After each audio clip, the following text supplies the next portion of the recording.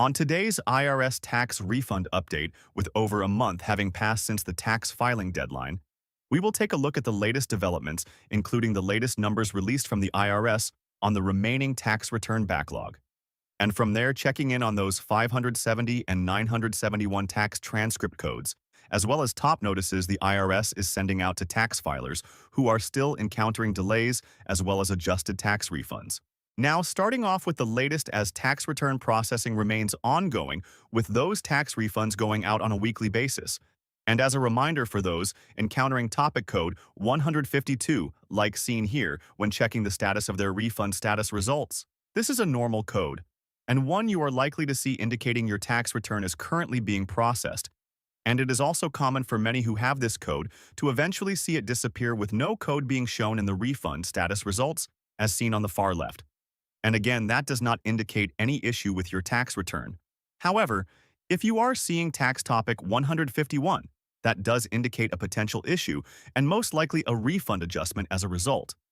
While tax topic code 203 indicates your return has been processed, but your tax refund has been reduced due to an outstanding obligation such as past due child support or state income tax debt, and a letter will be sent out regarding the refund adjustment. Also recapping the latest numbers from the IRS, which indicate 143.5 million tax returns have been processed out of the 145.8 million that have been filed, which leaves the current backlog of unprocessed tax returns at now 2.3 million, which is now over 1 month since the tax filing deadline has officially passed.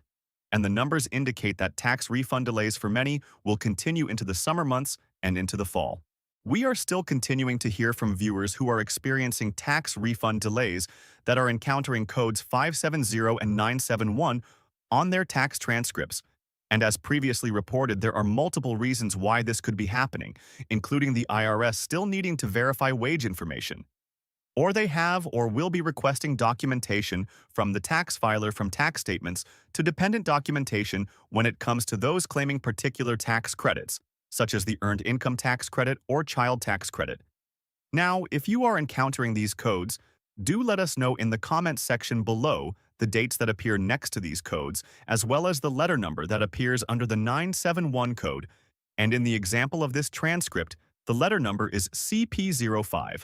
which is one of the more common notices informing the tax filer. The IRS needs an additional 60 days to review the tax return in question. As more refunds are being sent out by the week, also come additional reports of adjusted tax refunds, which can be due to a variety of reasons such as past due tax debt, past due child support, rejection of a tax credit being claimed, or miscalculation on the tax return in question. Now, as it pertains to several of these adjusted refunds, the affected tax filers will receive this letter, the CP12. Notice from the IRS detailing the amount of the adjusted refund and reason behind the adjustment, and it will allow the tax filer to appeal the decision made within 60 days of the notice.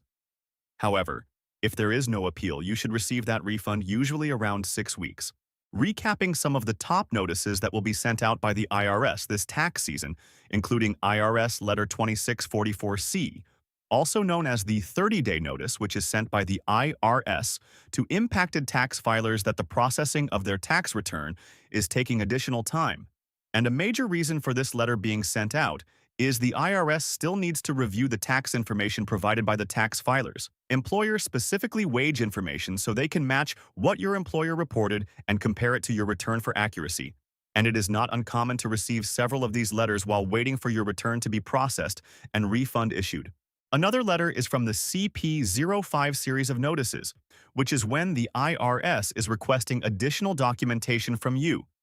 specifically wage documents such as pay stubs or tax forms, confirming what you entered on your tax return is correct before processing can continue, as well as the CP75 letter, which is sent to those claiming certain tax credits like the Earned Income Tax Credit, asking the tax filer to provide specific documentation as it relates to their dependents, such as a birth certificate and/or proof of residency. Now, as more tax refunds are being released weekly, come reports of viewers who accidentally put the wrong bank account information on their tax returns when selecting to receive that refund via direct deposit.